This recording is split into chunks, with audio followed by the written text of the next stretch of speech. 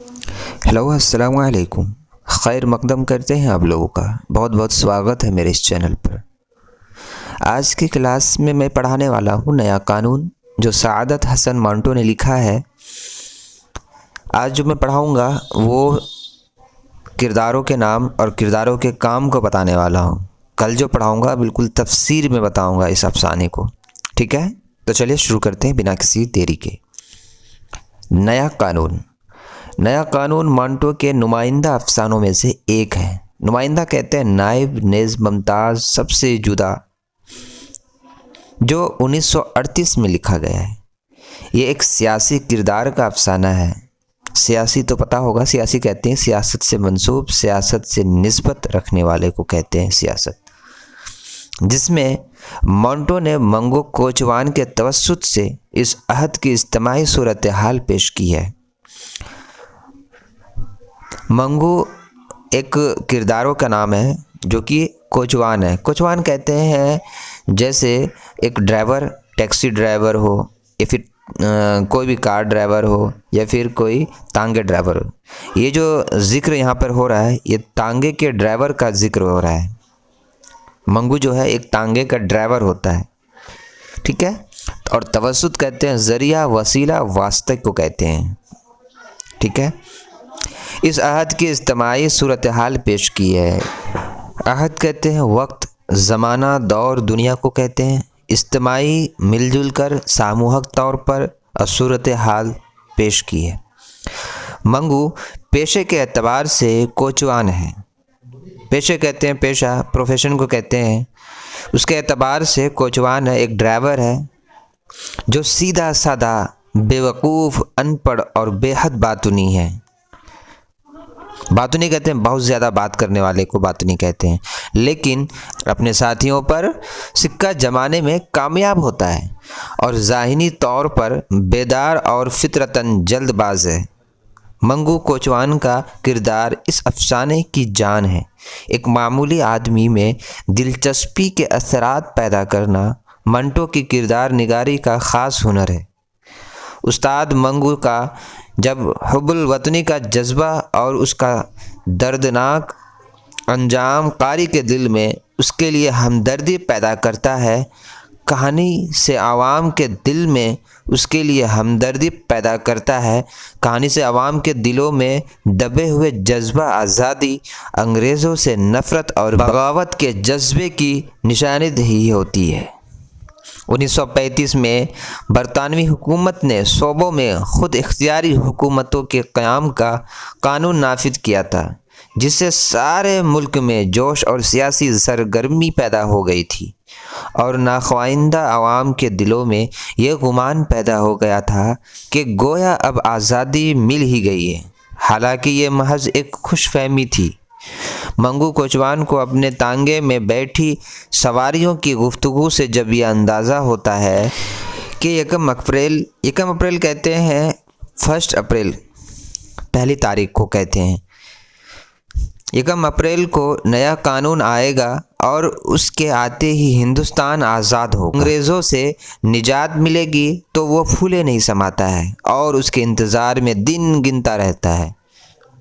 1 अप्रैल को पूरे जोश व खरोश से उठता है, घोड़े को सजाता संवारता है, पूरी तंद ही से अनारकली रोड के तरफ निकल पड़ता है।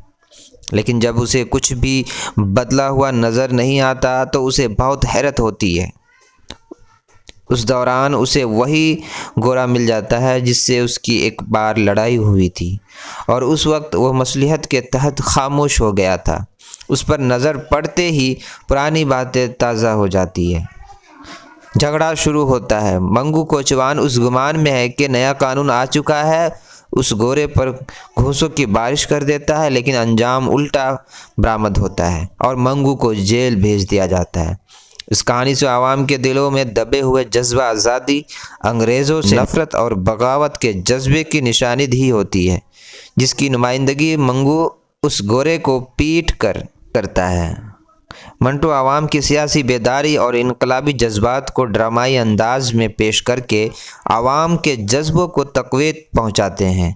कहानी का उतार चढ़ाव, आगाज़, अंजाम और एक शदीद किस्म का नुक्ता उरूज है नुक्ता-ए उरूज हमें ये सोचने पर मजबूर करता है कि मंटू छोटी छोटी बातों को भी इस अंदाज से पेश करते हैं कि वह गैर मामूली बन जाती है। मसलन मंगू ने मरवाड़ियों को गरीबों की खटिया में घुसे हुए खटमल से तशबीह दी है और खुश होकर कहता है कि नया कानून उनके लिए खोलता हुआ पानी होगा। उससे मंगू के जज्बात का बखूबी अंदाज़ा लगाया जा सकता है कि सरमायादाराना निज़ाम से वो किस कदर नफ़रत करता है। जब मंगू पहली दफ़ा जदीद आइन के निफ़ाद की ख़बर सुनकर आता है तो वो ये ख़बर अपने साथियों के दरमियान सुनाने के लिए बेताब होता है। हालांकि जब वो अपने अड्डे पर पहुंचता है तो वहाँ कोई मौजूद नहीं होता है, तो वो बहुत बेचैनी महसूस करता है कि उसी दौरान नत्थू गंजा आता दिखाई देता है। उसे देखते ही बुलंद आवाज़ से कहने लगता है, ला हाथ इधर, ऐसी ख़बर सुनाओ कि जी खुश हो जाए, तेरी इस गंजी खोपड़ी पर बाल उगाए। जदीद आइन की खुशी सिर्फ मंगू के लिए ही नहीं बल्कि तमाम कोचवान बरादरी के लिए भी था, जिन्हें ये दुनिया भर की खबरें सुनाता रहता है। जहां मंगू को अंग्रेज़ों से इस कदर घिन आती है कि वो उनसे निजात चाहता है, वही रूस वाले बादशाह को इंडिया एक्ट के साथ मिलाता है।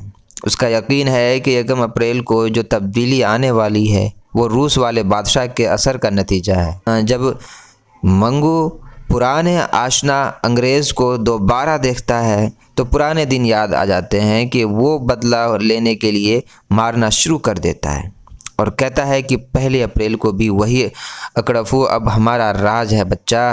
लोग जमा हो गए और पुलिस के 2 सिपाहियों ने बड़ी मुश्किल से गोरे को उस्ताद मंगू की गिरफ्त से छुड़ाया। उस्ताद मंगू 2 सिपाहियों के दरमियान खड़ा था। उसकी चौड़ी छाती फूली हुई सांस की वजह से ऊपर नीचे हो रही थी, मुंह से झाग बह रहा था और अपनी मुस्कुराती हुई आंखों से हैरत ज़दा मजमुआ के तरफ देखकर वहाँ हाथती हुई आवाज़ में कह रहा था, वो दिन गुजर गए जब खलील खां फाख्ता उड़ाया करते थे, अब नया कानून है मियाँ, नया कानून। बेचारा गोरा अपने बिगड़े हुए चेहरे के साथ बेवकूफ़ों के मानिंद कभी उस्ताद मंगू की तरफ देखता और कभी हुजूम की तरफ। उस्ताद मंगू पुलिस के सिपाही थाने में ले गए। रास्ते और थाने के अंदर कमरे में वो नया कानून चिल्लाता रहा, मगर किसी ने एक न सुनी। नया कानून क्या बक रहा है, कानून वही है पुराना, और मंगू को हवालात में बंद कर दिया। तो ये थी सादत हसन मंटो की नया कानून। इसी चीज़ को मैं कल बताऊंगा और बहुत ही विस्तार में और तफसीर में समझाऊंगा। तो ठीक है, फिर मिलते हैं अगली वीडियो में। अल्लाह हाफिज़।